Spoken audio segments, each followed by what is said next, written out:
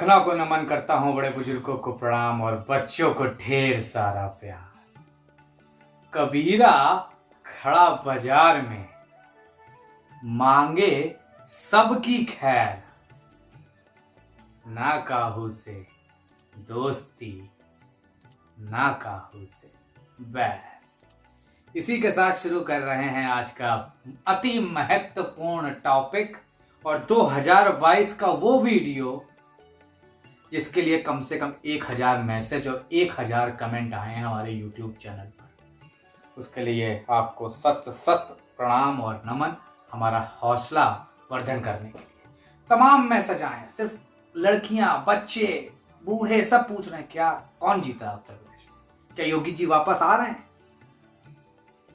मैं भी हतप्रभ हूं, इतना ज्यादा इस बार कहीं ना कहीं उत्सुकता देखकर। और सत्ता के गलियारों का यक्ष प्रश्न तो बना ही हुआ है, क्या होगा साल 2022 में उत्तर प्रदेश का, क्योंकि उत्तर प्रदेश जिसका, भारत वर्ष उसका। इसीलिए सबकी नजर लगी रहे हैं और सबकी नजर लगी रहेंगी 10 मार्च तक। और जैसा कि मैंने पहले एक वीडियो बनाया जून के महीने में योगी आदित्यनाथ जी के बारे में, आप वो हमारे चैनल में देख सकते हैं, नीचे लिंक भी हम दे रहे हैं। एक और वीडियो बनाया अखिलेश यादव के लिए, उनकी कुंडली पे दर्शन किए और बताया और आपसे वादा किया था जून और सितंबर के महीने पे कि फुल एंड फाइनल वर्डिक्ट, फैसला कुंडली के अनुसार लेकर आएंगे कि कौन जीत रहा उत्तर प्रदेश। तो आज हाजिर हूं उसी पर आपसे बातचीत करने के लिए। अब दरख्वास्त, निवेदन, मुझसे डायरेक्ट जुड़ना है। एस्ट्रोलॉजर प्रतीक भट्ट फेसबुक पे टाइप करिए, मुझसे डायरेक्ट जुड़िए। नीचे मेरा लिंक फेसबुक का, ट्विटर का दिया जा रहा है, मुझे फॉलो कर सकते हैं। और हमारे चैनल को जरूर सब्सक्राइब, लाइक करें, कमेंट करके बताएं कैसा लगा और व्हाट्सएप के ग्रुप पर जरूर शेयर करें। भाई क्यों कहा ना काहू से दोस्ती, ना काहू से बैर। जब जून के महीने में योगी जी का वीडियो बनाया, तमाम आरोप लगे कि आप जेपीएन लगते हैं। फिर जब सितंबर में अखिलेश भैया के बारे में दर्शन दिए और दर्शन की उनकी कुंडली में, तो लोगों ने बड़े खुश हुए, कहते नहीं आप ठीक लग रहा है। और तब हरा कुर्ता भी पहना था और सब कुछ हरा था, क्योंकि सितंबर का महीना था। समाजवाद से उसे ना जोड़िए। और आज भगवा पहन के आए, ये पंडित, ये ब्राह्मण का कलर है, इसको पार्टी से ना जोड़िए। खैर, चर्चा को आगे बढ़ाते हैं। और आपसे जैसे कहा था, कुंडली योगी आदित्यनाथ, अखिलेश यादव, 2 लोगों की आमने सामने रखी जाएगी और आपको आज बताएंगे कौन जीत रहा है। और आपको पुराने वीडियो में डिटेल में बताया था देश दशा काल का क्या असर होता है कुंडली पर, वो भी आज की डेट में चेक करेंगे। उसी के साथ साथ वर्ष 2022 में कौन भारी है कुंडलियों में, ऐसे नहीं जनता का प्यार योगी जी की तरफ दिख रहा है वो नहीं, कुंडली में कौन भारी है उसको बताएंगे, सारे रहस्य खोलेंगे। और आपसे निवेदन की बने रहिएगा अगला 20 मिनट मेरे साथ। कई तमाम क्वेश्चंस हैं, तमाम प्रश्न हैं और फिजाओं में तैरते हुए तमाम सुगबुगाहट है कि क्या साइकिल पंचर होगी, हाथी तो ऐसे भी बैठा हुआ है जंगल में आराम से, या कमल खिलेगा, क्योंकि कीचड़ भी बहुत उछाला जा रहा है इस बार। और अभी कुछ नेताओं ने पार्टी छोड़ी है, तो मुझे किसी ने कहा कि ये स्वामी प्रसाद मौर्य वगैरह से क्या बहुत बड़ा असर है। लोग बड़ा क्वेश्चन करते हैं और लोगों को लगता है मैं आज तक से जुड़ा हूं, वहां आता हूं उस चैनल में एज एस्ट्रोलॉजर, तो शायद मुझे कुछ अंदर की बात पता रहती है। ऐसा नहीं रहता भैया। दूसरी चीज देखिए, आना जाना लगा रहता है, ये चुनावी मौसम है। जैसे कि उदित राज, आधे लोगों ने नाम भी नहीं सुना होगा, 2019 के पहले पार्टी छोड़ के गए और आज वो युगांडा के राष्ट्रपति हैं, मतलब कि कांग्रेस में एक साधारण सांसद रह गए। शत्रुघ्न सिन्हा, आपको पता है भारत रत्न के मुकाबले उनका स्तर उससे भी ऊपर है। अमिताभ बच्चन उनसे बहुत अदने से हीरो हैं, उनका क्या हश्र हुआ। वही कुछ स्वामी प्रसाद का भी हो सकता है, उनकी कुंडली पे तो नहीं है, लेकिन उस दिन मैंने हाथ पे नजर मारी तो मुझे लग रहा है कि कहीं के रहने वाले नहीं उस चुनाव के बाद। खैर, अब आते हैं सीधे योगी आदित्यनाथ जी की कुंडली पर। भैया मैंने पिछली बार भी कहा था पूरी कुंडलियां नहीं दिखाएंगे, उसकी वजह है कि ये कुंडली बहुत कुछ ज्योतिषियों के पास है, मैं मानता हूं इस बात को, सबके पास नहीं है, लेकिन इस बार खुल के बताएंगे लग्न वगैरह क्या है। मिथुन लग्न, सिंह लग्न, दोनों लग्न की जो कुंडली बाजार में गलत है, कर्क लग्न की कुंडली साहब की बनती है। और हमेशा से कहता आया हूं, मेष, कर्क, तुला, मकर 1, 4, 7, 10 यही डिलीवर करते हैं बड़े राजनेता, या कुछ केसेस में सिंह और वृश्चिक। मोदी जी भी है। तो योगी आदित्यनाथ जी का जो समय है वो बेहतरीन चलता हुआ 2022 में दिख रहा है नहीं, उसके बारे में बताएंगे। सबसे पहले कर्क लग्न की कुंडली, लग्न का मालिक चंद्रमा कमजोर स्थिति में, इसलिए भावुक हो जाते हैं, इसलिए संसद तक में भी एक आध बार हो चुके हैं, और जनता से भी लगाओ इसीलिए बना। देखिए, किसी भी नेता के लिए सबसे ज्यादा जरूरी क्या होती है? भावुकता। अगर आपके अंदर भावुकता होगी तभी तो आप अपनी पब्लिक से जुड़ पाएंगे, और अगर भावुकता नहीं होगी तो आप पब्लिक से दूर हो जाएंगे, जो कि हमने मायावती का हश्र देखा। दलित की देवी कहते कहते वो दौलत की देवी बनके 2012 से बाहर है सत्ता से। तो इसलिए भावुकता जरूरी है। वो इनके कुंडली में खास तौर से योगी जी के दिखती है, और खास तौर से सन्यासी कुंडली है। उसका वजह बता दूं, शुक्र राहु एक साथ, तो ये तो डेडली कॉम्बिनेशन कहा गया भाई, फिर कैसे? मकर राशि में भैया एक साथ, ठीक इस वजह से न्यूट्रल हो गया, शादी नहीं करी, सन्यासी बन गए, भगवाधारी हो गए। उनके बारे में तमाम बातें पिछले वीडियो में बातें बताई, आप देख सकते हैं उसे मेमोरी रिफ्रेश करने के लिए। आज बहुत कट शॉर्ट में बनाएंगे। दूसरी चीज, नवे का स्वामी बृहस्पति पंचम में, अपने से नवम, भावार्थ भवम का कॉन्सेप्ट, नवम से नवम पंचम में बृहस्पति अति भाग्यशाली, और मंगल कर्क लग्न में योग कारक ग्रह होके भाग्य भाव में मीन राशि में बैठा है। स्थान परिवर्तन के साथ साथ राशि परिवर्तन बृहस्पति और मंगल का समझ सकते हैं। और कहा जाता है जब जब बृहस्पति सूर्य को और मंगल को कुंडली को देखते हैं, वो कुंडली अपने आप में सत्ताधारियों की, ब्यूरोक्रेट्स की बन जाती है। इसीलिए आज से थोड़ा ना नेता है, 25 साल का कैरियर है। जब अखिलेश नाक पोछना सही से सीखे थे, तब से योगी आदित्यनाथ नेता है। दूसरी चीज, मंगल दशमेश होके नवमेश में, कर्म का स्वामी धर्म में बैठा है, तो धर्म को ही कर्म बना लिया। समझो बात को, धर्म को ही कर्म बना लिया, और मठाधीश और मठ के महंत योगी आदित्यनाथ कहते हैं। और सबसे इंपॉर्टेंट बात, बुध के साथ बृहस्पति वाणी में धीरे धीरे आप देख रहे हैं निखार आता जा रहा है। क्यों? बुध कहते हैं 32 साल के बाद जादू शुरू करता है। 32 अंक भी 5 का होता है, 5 अंक बुध का होता है, 32 का सम 5 होता है। तो उसके साथ इनमें कहीं ना कहीं ठहराव दिख रहा है। लग्न में केतु है तो दबंग भी है, थोड़े से हटी भी है, थोड़े से हटी होने की वजह से अपनी बात मनवा के ही मानते हैं। जून वाला किस्सा सबको याद है, जब कहीं ना कहीं हाई कमान को इनकी बात सुननी पड़ गई। अब उसी के साथ जब आगे बढ़ें तो 11वें भाव में जो शनि बैठा है, निश्चित तौर पर प्रबल मार्केश शनि है, प्रबल मार्केश। 7वें और 8वें का स्वामी कर्क लग्न में होता है, मार्केश है। 11वें में बाधक भाव में बैठा है, लेकिन यहां का शनि बहुत मुफीद होता है, बहुत अच्छा होता है, और लग्न को देख रहा है तीसरी दृष्टि से। तो इसीलिए 7वें 8वें का स्वामी होकर भी 11वां मतलब महत्वाकांक्षा, एम्बिशन, बड़ा गेम।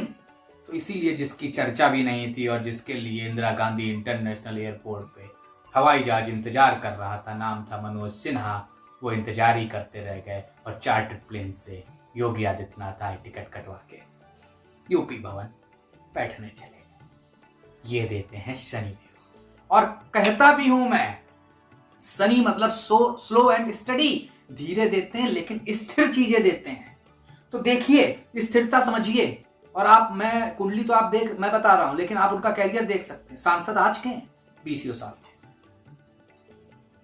20 साल सांसद रहे, हर बार जीते, चाहे भाजपा रही हो, चाहे भाजपा नेपथ्य पे चली गई। अब मुख्यमंत्री में क्या हमेशा ऐसे ही रहेगा? उसको जरूर बताऊंगा। उसी के साथ साथ कुछ योगों के बारे में बात करूं। शनि 11वें में बैठ के लाभ और प्राप्ति देते हैं, ये चीजें बहुत बेहतरीन है, और मंगल की वजह से कहीं ना कहीं बहुत ही ज्यादा बेहतरीन करते हुए नजर आ रहे हैं।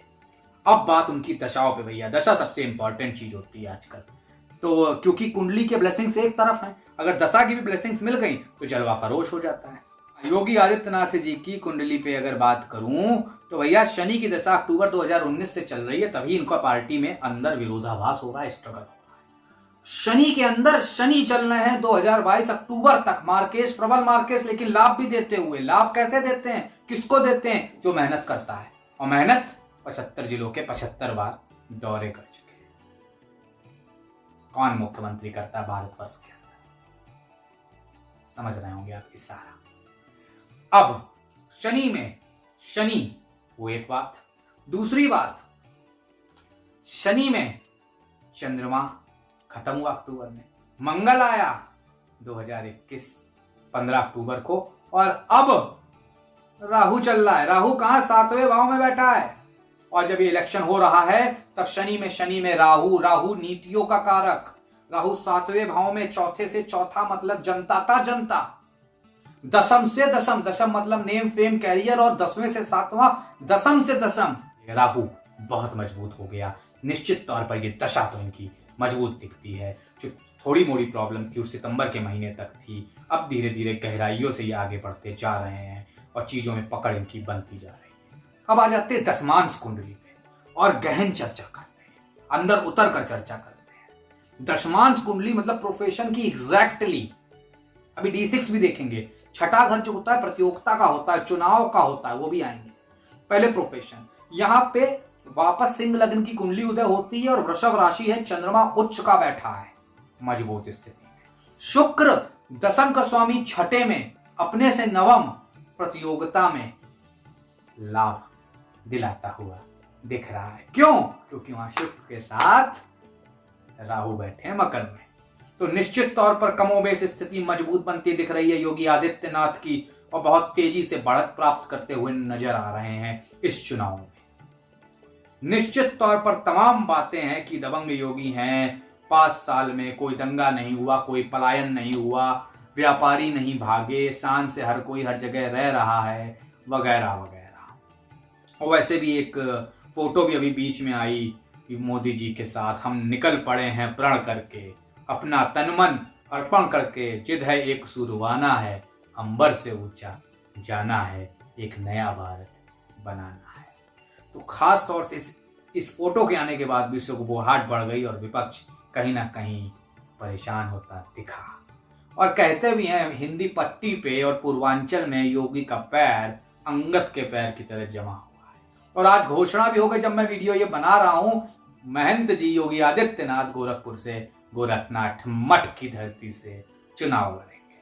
तो पूर्वोत्तर तो कब्जे में आ गया, इसमें कोई शक नहीं। लेकिन क्या उत्तर भी कब्जे में आएगा?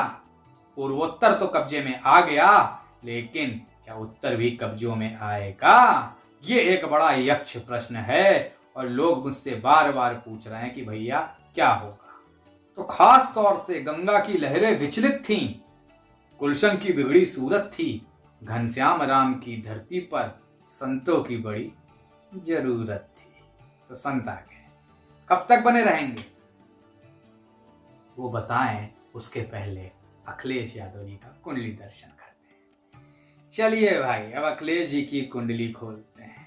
समय मैंने क्लियर कट आपको बताया, योगी जी का बेहतरीन चल रहा है। शनि मार्केश की दशा होते हुए भी प्राप्ति की दशा है। और सबसे ज्यादा शनि क्या है? संघर्ष के प्लानेट, मेहनत के प्लानेट। 75 जिलों में 10 बार दौरे। मेहनत तो कर रहे हैं, इसे कोई नहीं, विपक्षी भी जानते हैं मेहनत वो बहुत कर रहे हैं, इसी से हर कोई डरा हुआ है। और शनि मेहनत के प्लानेट क्या फल देंगे, उसके पहले अखिलेश यादव। जैसा कि मैंने पहले बताया भैया कि इनकी कुंडली ओपन नहीं कर सकते हैं, कुछ मजबूरियां हैं, लेकिन आज बहुत क्लियर कर दे रहे हैं, तुला लग्न की कुंडली है। इतना बता दिया बहुत है। लग्न में खराब स्थिति में पिता बैठे हैं, इसीलिए पिता को धोखा दिया, पिता को गद्दी से उतारा, उस दिन भाग्य नीचे उतर गया, उस दिन लाभ नीचे उतर गया, उस दिन प्राप्ति नीचे उतर गई। और 2017 में जो हुआ, 14 में बुआ, फिर बबुआ, फिर सब कुछ कर लिया अखिलेश यादव ने पिछले 3 चुनाव में, 14, 17, 19, तीनों में निराशा ही हाथ लगी। क्या इस बार जीतेंगे? निश्चित तौर पर एक ही ग्रह ऐसा है पूरी कुंडली में जो बहुत पावरफुल है, सिल्वर स्पून लेके आता है, वो है शुक्र। 11वें भाव में बैठा है लग्नेश होके। मैंने अभी योगी जी के में बताया, प्राप्ति का घर है, महत्वाकांक्षा का घर है, लाभ का घर है, पैसे का घर है, शौक ठाट बाट का घर है। और शुक्र वैसे भी लग्जरी प्लानेट, तो साहब को इसीलिए एक से एक टोटियों का भी शौक था एक जमाने में। और जो व्यक्ति छुरी और चम्मच में फर्क नहीं जानता था, दरी में सोता था, उसको आप और हमने 5 स्टार होटल का खाना खाना सिखा दिया। ये दुर्भाग्य है या सौभाग्य, इस पे चर्चा फिर कभी। लेकिन निश्चित तौर पर अखिलेश यादव का जो समय जो दिख रहा है, भाग्य भाव में वहां का स्वामी बुध बड़ी मजबूत स्थिति में लग्न में बैठा है। भैया लग्नेश और भाग्येश, लग्न मतलब जीवन, भाग्य मतलब जिंदगी भर का भाग्य। जब जीवन और भाग्य साथ साथ चलने लगते हैं तो ऐसा आदमी कभी भी साधारण नहीं रहता है। और ये असाधारण सिर्फ 2 योग कुंडली में, एक लग्नेश एकादशेश शुक्र, दूसरा भाग्येश बुध लग्नेश, तो जिंदगी भर भाग्य साथ देगा। तो पिताजी इतना दे के जा रहे हैं कि 10 पुस्ते खा ले बैठ के, आप जिंदगी भर की बात करते हैं। खैर, इसके अलावा समस्याएं कहाँ हैं इनके में। सूर्य कमजोर है, वो एक बड़ी समस्या, और पिता से साथ जो अनबन हुई पहले वो अच्छी नहीं कहा जाती है, कही जा सकती है। और पिता तुल्य चाचा के साथ भी जो अनबन हुई वो अच्छी नहीं कही जा सकती कुंडली के लिहाज से, क्योंकि कर्म और कुंडली जुड़े हुए होते हैं। उसी के साथ साथ गुरु चांडाल योग बना हुआ है तीसरे भाव। पराक्रम भंग, तो पराक्रम इनका कभी किसी ने माना ही नहीं। पहले कहा जाते थे 2.5 मुख्यमंत्री, आधे ही हैं बाकी 2 दूसरे हैं। तो पराक्रम साबित नहीं कर पाते हैं, वो एक बड़ी समस्या है।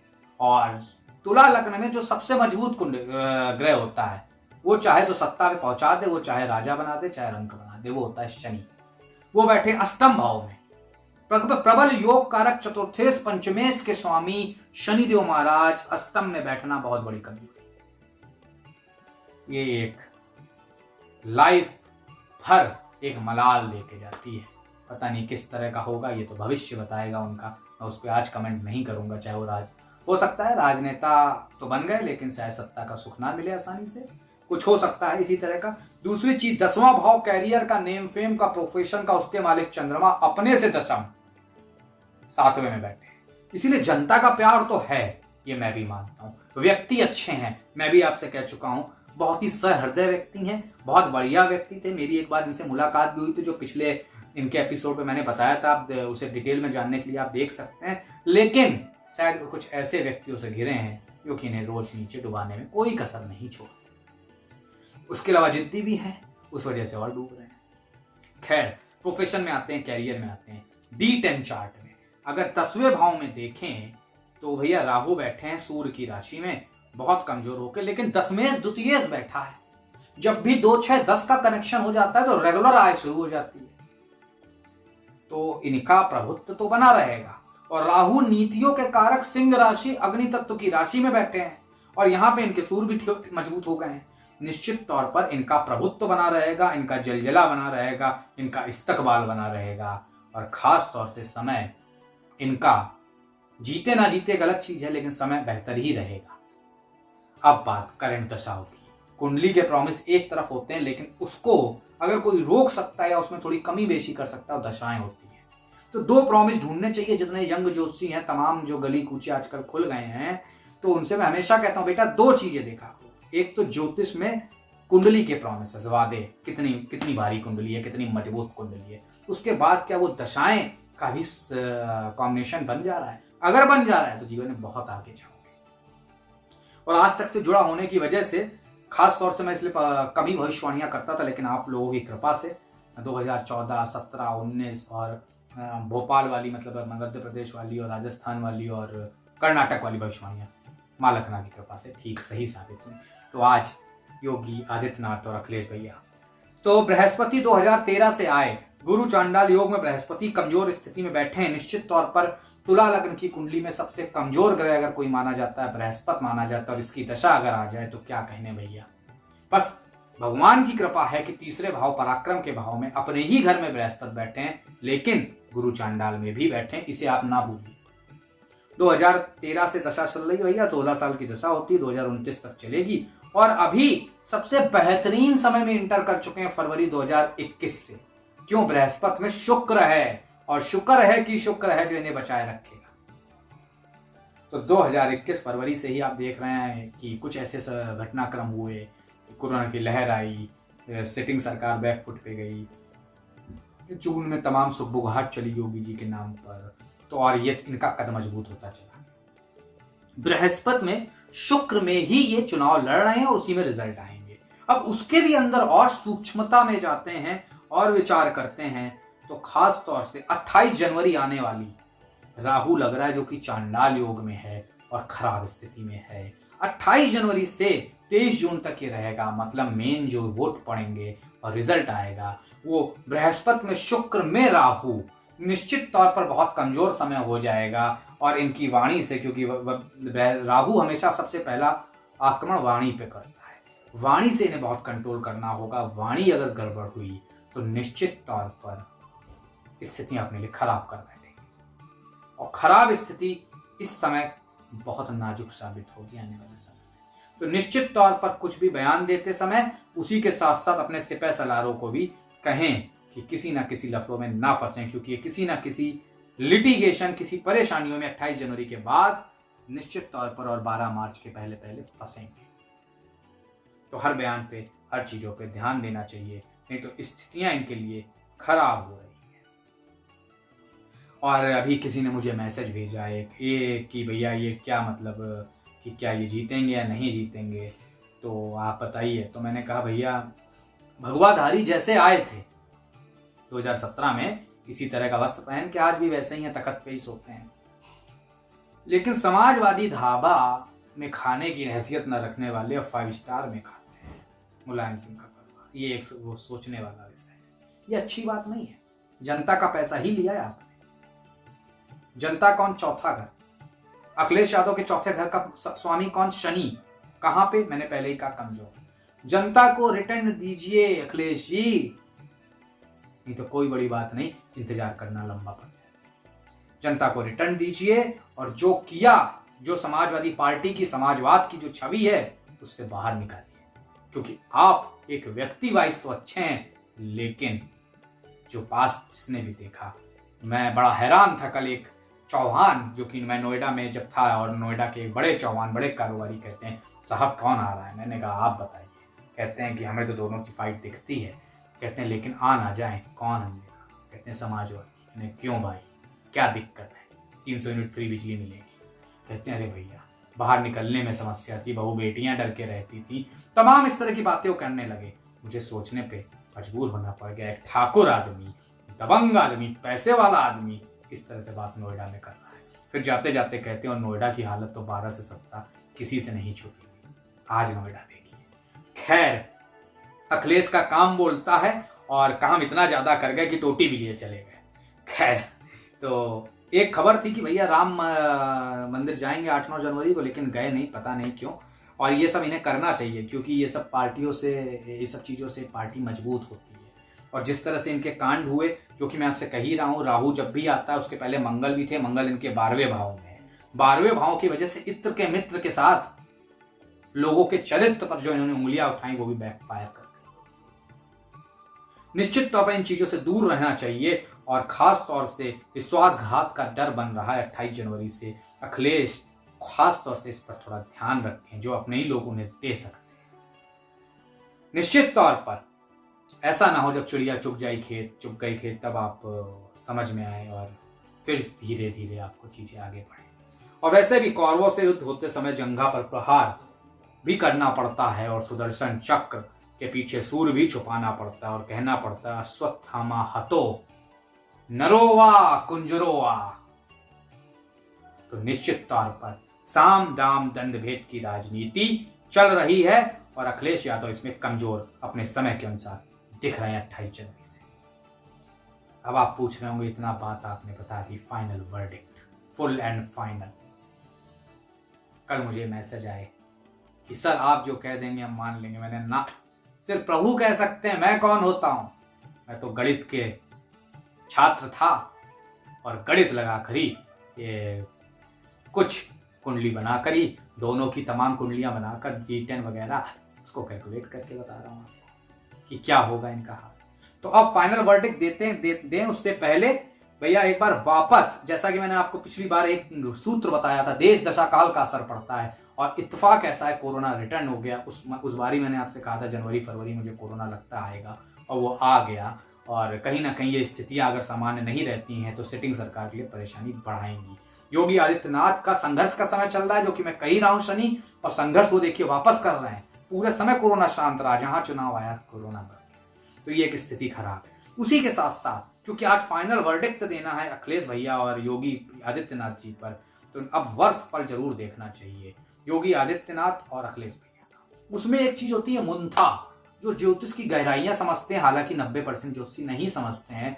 ये ज्योतिष का श्राप कह लीजिए या ये कह लीजिए, कई ऐसे मेरे शिष्य हैं जो स्पॉन्सर एड चला चला के कह रहे हैं मैं हीरो बन जाऊंगा एक दिन ज्योतिषी।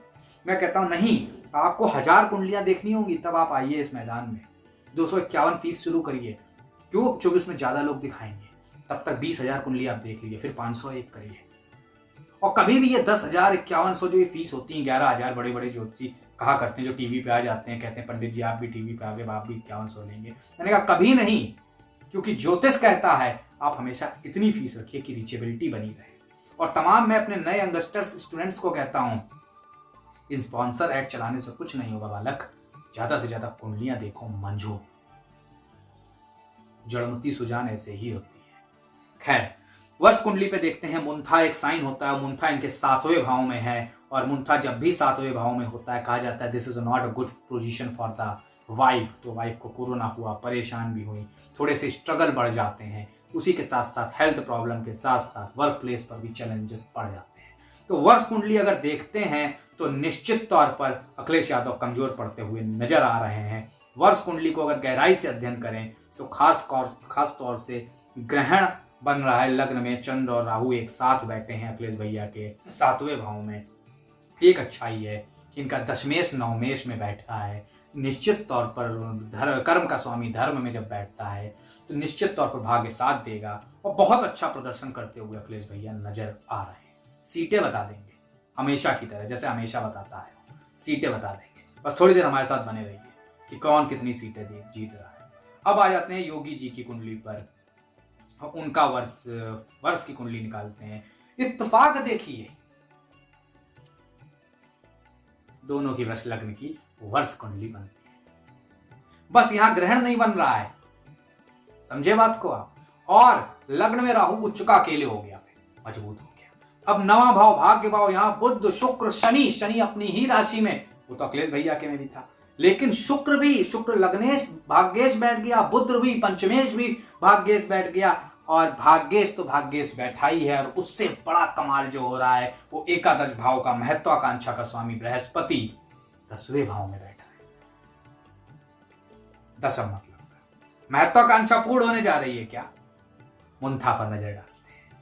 मुंथा 5वें भाव पे है। मुंथा खास तौर से जब भी 5वें भाव पे होती है, कहते हैं फेवरेबल पोजीशन होती है, नेम फेम फेवर पढ़ते हैं, जनता के बीच नाम शोहरत पड़ती है। तो अंदाजा तो आपने लगा ही लिया कि चीते की चाल, बाज की नजर और योगी जी के निशाने पर संदेह करना थोड़ा भारी पड़ेगा अखिलेश भैया को। योगी जी आने जा रहे हैं, नहीं, आप मेरे मुंह से सुनना चाहते हैं। योगी आदित्यनाथ 2022 में पूर्ण बहुमत से उत्तर प्रदेश में सरकार बनाने जा रहे हैं और भाजपा की पूर्ण बहुमत की सरकार बनेगी। अखिलेश यादव पिछले 2017 से काफी अच्छा प्रदर्शन करते हुए अच्छी टक्कर दे रहे हैं, लेकिन सरकार से वंचित रह जाएंगे। ये मेरा आकलन है, मेरे ज्योतिष के गणित का आकलन है, मेरे ज्योतिष एक्सपीरियंस का आकलन है। सीट 270 से 300 सीट भारतीय जनता पार्टी कब्जा करने जा रही है। 100 के आसपास अखिलेश यादव कहीं ना कहीं सीट लेकर आएंगे, ऐसा दोनों की कुंडलियों पे नजर डालने पर दिखता है। और क्यों कह रहा हूं योगी आदित्यनाथ वापस आ रहे हैं? क्यों? जब उत्तर प्रदेश सरकार का शपथ ग्रहण समारोह हुआ था तो कर्क लग्न की कुंडली उदय हुई थी। कर्क लग्न योगी जी की, कर्क लग्न की सरकार की कुंडली, एक ही लग्न, इसलिए पुनरावृत्ति दिख रही है भैया।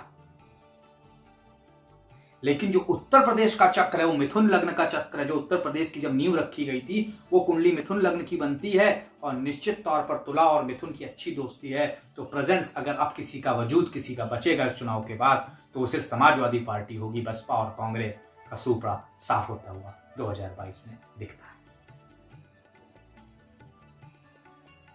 तो खास तौर से अब आपने सब समझ लिया क्या कहना है क्या नहीं कहना है। और आखिरी में इतना ही कहूंगा, माया को माया मिले कर कर लंबे हाथ, निस्प्रे ही निराधार को गाहक दीना। पैसे वाले बड़े खुशी से मिलते हैं, और इसके लिए पैसे की वक्त ही नहीं है, वो तो भगवान में मन में रहता है। इसीलिए 42 बार अयोध्या के चक्कर लगाए, तब भी अयोध्या से लड़ नहीं रहे। क्यों? इसलिए चक्कर नहीं लगाए थे कि अयोध्या अपनी कर्मभूमि बनाने जा रहे हैं।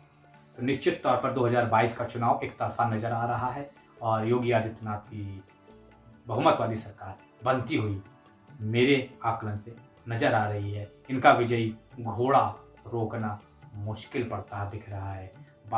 बाकियों के रथ की अगर पंचर होगा या नहीं, ये तो वक्त बताएगा, लेकिन निश्चित तौर पर योगी जी भारी पड़ रहे हैं कुंडलियों की गणना पर अखिलेश भैया।